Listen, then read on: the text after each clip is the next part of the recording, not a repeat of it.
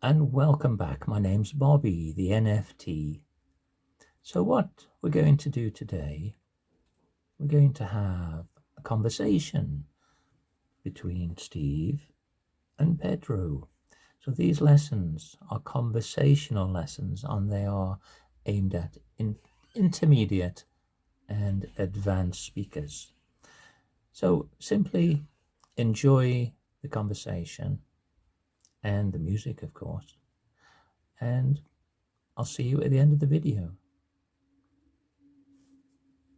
All right. Below, you will find a song called Eleanor Rigby, recorded by a British band called the Beatles. The Beatles were an English rock band formed in Liverpool in 1960 that comprised John Lennon, Paul McCartney, George Harrison, and Ringo Starr. They are regarded as the most influential band of all time and were integral to the development of 1960s counterculture and popular music's recognition as an art form. Okay, good reading. Okay. So are there any words there that you don't understand in that introduction? No, Steve. Okay. I recognize all of them. Okay. So if you, as part of what we're doing, if you were to say, yeah, what exactly does counterculture mean? Okay. Counterculture, something against culture, not part of culture. Yes. Attacking or doing some manifest against. Yeah, manifest or a protest, you mean? Yes. I think in Portuguese you say a manifestation. In English we say a protest. So if you think back to the 1950s, for example, when rock and roll first started, before the 1950s, if you were a teenager, and really teenagers wasn't a thing then, you would have liked everything that your parents liked. You would have listened to the same music, you'd have gone to the same places, you'd have wore the same clothes, for example. And then rock and roll started, which was considered the first counterculture. Everybody wanted something different. So young people weren't satisfied with what their parents were satisfied with. And so rock and roll as a counterculture went against the normal culture of the day. Does that make sense? Yes, completely. So what other countercultures have we had in the past that you could think of? And why did they happen? Why do they happen? Yeah, can you think of another what can you think of another counterculture that happened in the last 50 years? Another counterculture. Yeah. What about punk rock? What was punk rock all about? I'm still thinking about rock. Yeah. Heavy metal or punk rock or yes, punk rock. Yeah. Yes. Punk rock is a counterculture in relation with rock. I'm right. Am I right? Well, punk rock happened. I think most people would agree that punk rock came about as a rebellion against a certain kind of politics of the day. Yes, it was about fashion and music, but when you listen to the words of the songs that are considered punk, like the Sex Pistols, for example, they were all counter-political of the time. Right. Can you remember any bands that were considered punk? I mean, did you have punk? Did you have punk in Brazil, for example? Because I don't really know the answer to that question. Steve, I don't think so. I think we copy some of all stuff of United States in England, but I don't think we have punk bands here. So no, okay, but I've seen. Sorry, we have. Okay.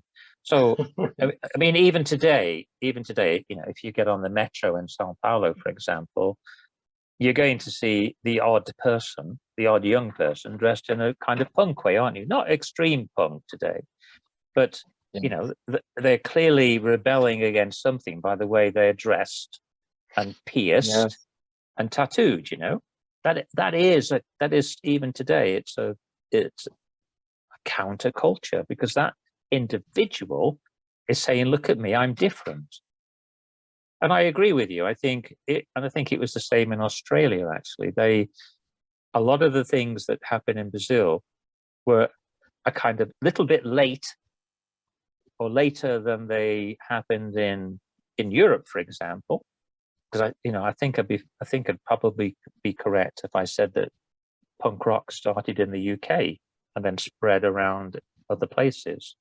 But it was punk rock was a rebellion against the politics of the day, and you can hear that when you listen to, like I said, bands like the Sex Pistols. But I'd have to do a little bit of research and look at the lyrics of other bands to confirm other things. So punk rock was a counterculture. I guess even goths. You know what a goth is? Goth. Goth. G-O-S-M. G-O-T-H. G-O-T-H. Goth. And they all dress like vampires and members of the Addams family, and Frankenstein, that kind of thing. That's probably a bit naive of me to say, really, but I think, a goth. What is that saying? If you dress like a goth and dye your hair black and make your face really pale, what is it saying? It's saying something, right? Yes, absolutely. It's saying, look, I'm different, especially to their parents, because if you're the parent of a teenager and your daughter's going out, with pieces of metal sticking out of her all over the place and strange looking clothes, you're going to be thinking, when's my daughter going to grow up? Well, she is growing up, but she's actually saying something to you, right? Yes, and for me, it's always related to things that youth do, because they want to show they are different. It's something not right inside them, and they need to show. Correct. Am I right? Yeah, it's part of growing up and rebellion. Yes, we here in Brazil, I see these things, but not among young people. I see old people who used to listen to rock, punk rock, and still old listening. People? Yes, it's talking about me again, aren't you? No way. No way. But our punk rock bands, for example, here, they are all old. I just can't think about one right now. Ratos de Porão, for example. Okay. And it's an old band, and people who know Ratos de Porão and used to listen to Ratos de Porão still old, because they were young, but now they are old, and young people today, I think they don't know this band. Okay. Steve, me, for example, when I was 17, I used to listen Rage Against the Machine. I don't know if Rage Against the Machine is a punk band. Do you know? Well, no, because I'm quite old. They might be younger. They might be younger than me. Yes, they are. So I don't really know. But it's an excellent band. Probably my wife knows. Yes, probably. Okay. Probably. What's the name of the band again, Pedro? Rage Against the Machine.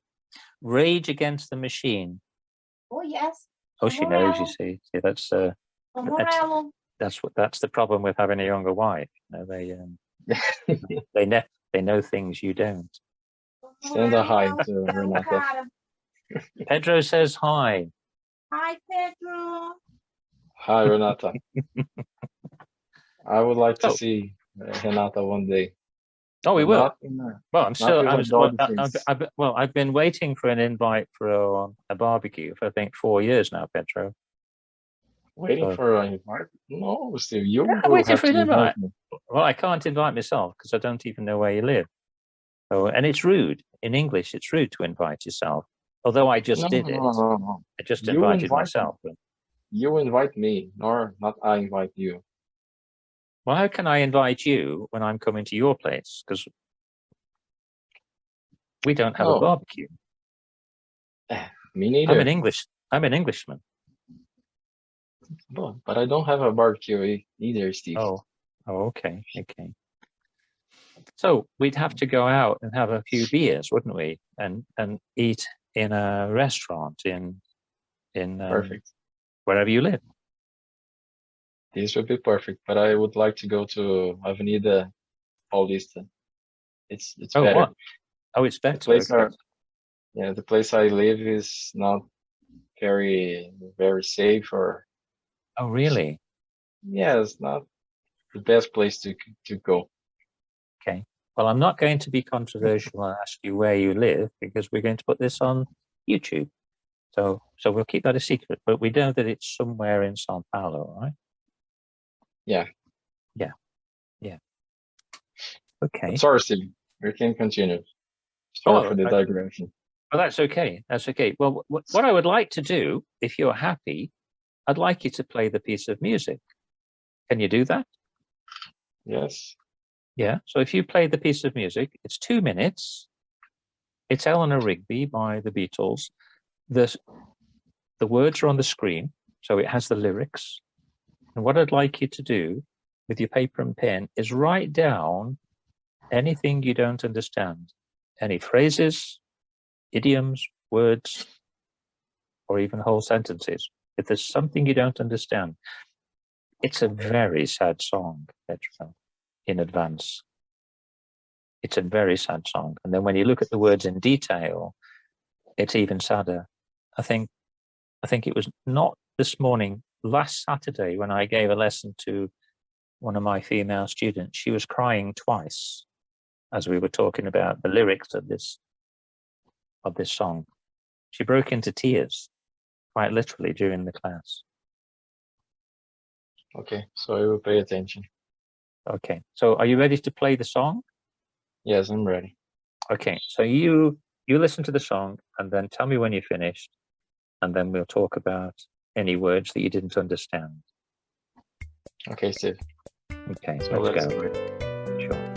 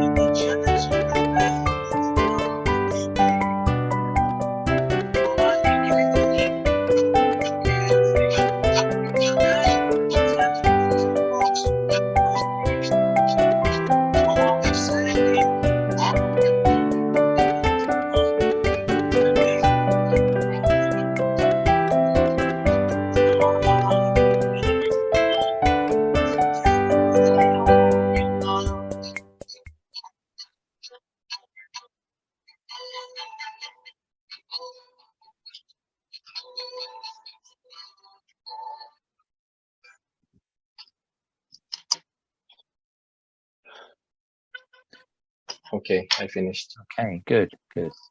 All right. Was there anything in that song that you didn't understand in terms of the lyrics?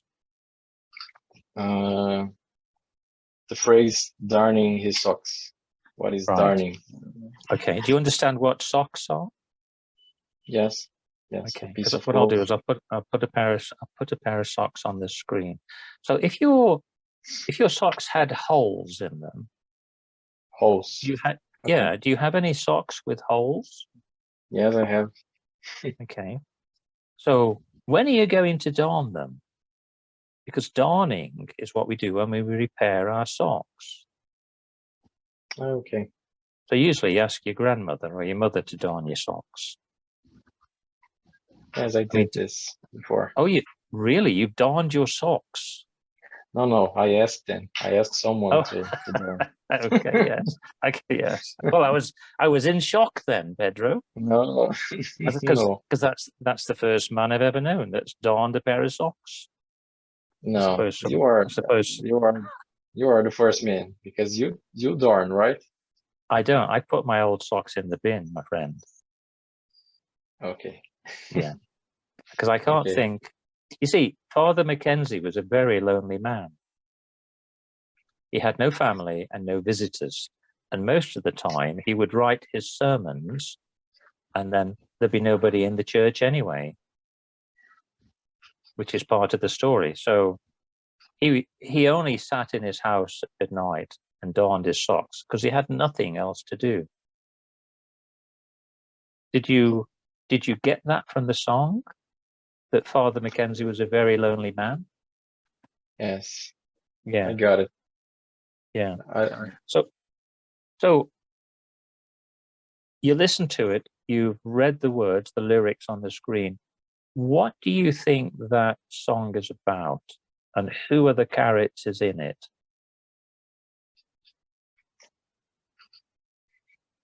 mm, let me think about it. I'm not sure. I don't know who is Eleanor Rigby.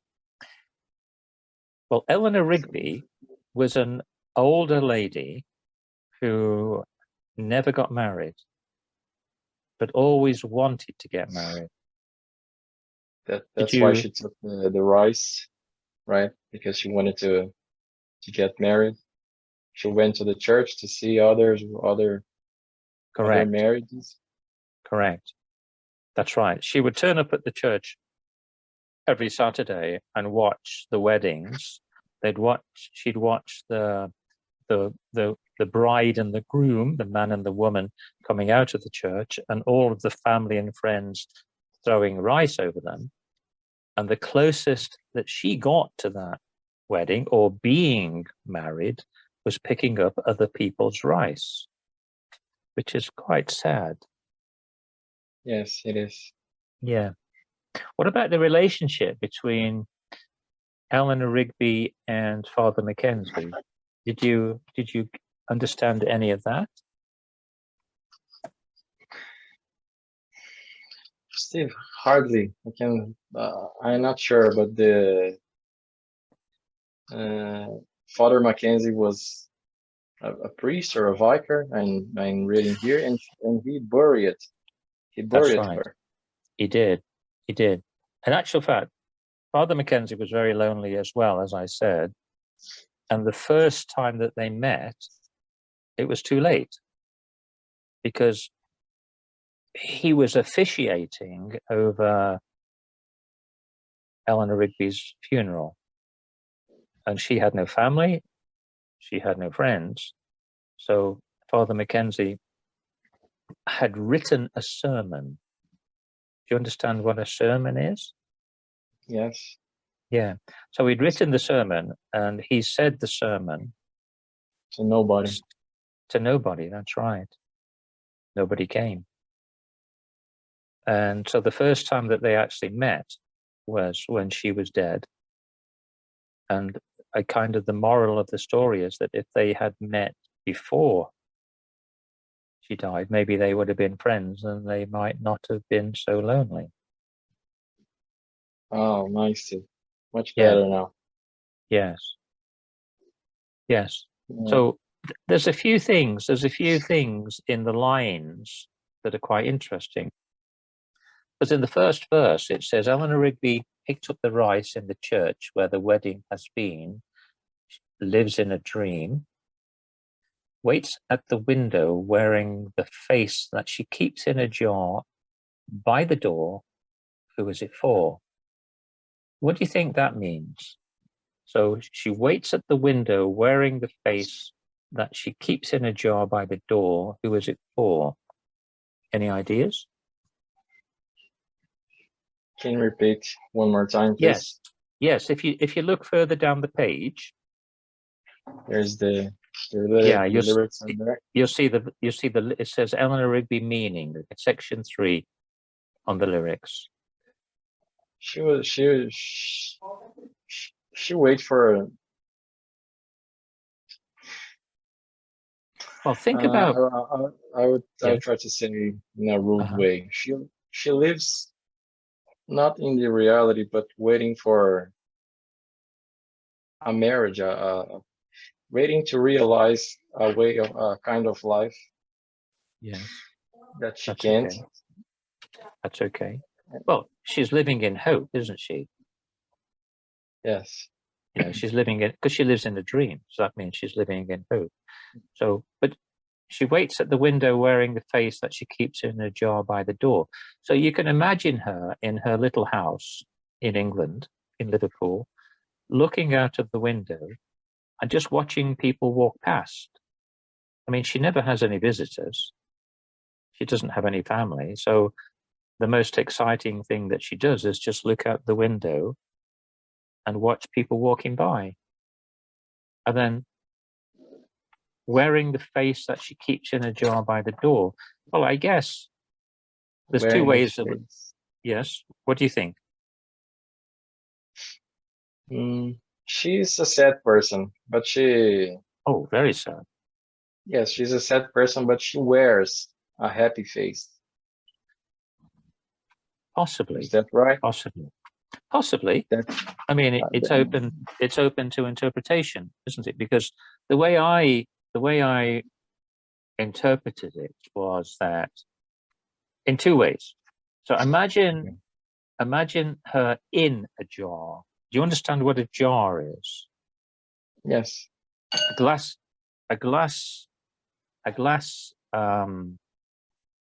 Of item that you wine, keep. Yeah. whiskey, Well, I don't know. no, because wine you would drink from a glass and pour from a bottle. So a jar is a glass receptacle that you keep food in. For example, jam or tomato sauce. If you're making spaghetti, you would buy in a glass jar. So it's Okay. something you keep your food in. Okay. So if she keeps her face in the jar, if you can imagine that she's inside the jar looking out, it's kind of a metaphor for her looking through the window, I guess, because that's effectively what she's doing, looking through the glass. Or another way of thinking about it is that when a woman puts on her makeup, she generally takes it out of a jar and puts it on her face, right? So maybe she keeps her face in a jar and she never really puts makeup on because she doesn't go out. What do you think? Interesting. The first thing you said, I think, is close to what the lyrics said. Yeah. The house is a jar. Yes. Yes. Because she never go out and look the Yes. world and people happy inside her house. Yes. Sad. Yes. Sad So inside her house. Yes. I mean, I'm not quite sure what it means, but you can just imagine, can't you? Then if you go down the page a little bit further, you can see the second verse. It says, Eleanor Rigby died in the church and was buried along with her name. Nobody came. Father Mackenzie, wiping the dirt from his hands as he walks from the grave, no one was saved. So Eleanor Rigby died in the church and was buried along with her name. So, in other words, there was nobody there to carry on her name. So when they buried Eleanor Rigby, that was the end of the family line. Yes. Would you agree? Would you agree? Yeah. Absolutely. And then it says nobody came. Then it says Father Mackenzie wiping the dirt from his hands as he walks from the grave. Now, I don't know if you do this in Brazil, but when we have a funeral in the West, before we walk away, when the funeral is finished, people tend to pick up a pile of earth, from the pile that is at the side of the grave. And then people would throw a handful of dirt in the hole, kind of starting the burial off, and then walking away. Do you do that in Brazil? No, Steve. No. Okay. I mean, I'm not saying it happens in every funeral, but you know, you'll certainly see it on the next movie with a funeral in it that you watch. Yeah, you probably didn't notice before, but it happens a lot. And so Father Mackenzie was wiping the dirt from his hands as he walks from the grave. And then it says no one was saved. If there had been anybody there, then the sermon that Father Mackenzie was reading and saying might have had an effect on somebody, and maybe they might have been moved in a certain way, in a religious way, but there was nobody there, so nobody was saved. Yes. What do you think? Would you agree? I agree, but Father Mackenzie was there and Eleanor was also there. So yeah, she was there in spirit. Yes, maybe they were not saved also, in a way. Maybe not. Saving life, because her life was lonely, and his life is lonely and will continue to be lonely. So they were not. It's in a way, he was not saved. He is not being saved. Am I expressing myself? You are right? perfectly and perfectly understandably. Yes. So Pedro, go on. No, continue. Finish what you were going to say. If you have someone in life, your wife, my girlfriend, my mother, I don't know, people can save you in life. Company can save you in life. Yeah. Have a lonely life is a burden, something terrible and very sad. People can save you in a way. So no one was saved because she died lonely. Yes. And Father Mackenzie is a lonely man. Yes. Agreed. I agree. So Pedro, we've been talking for 1 hour and 20 minutes. So my apologies. It's longer than I anticipated, but we've had a good conversation, right? I agree. I loved.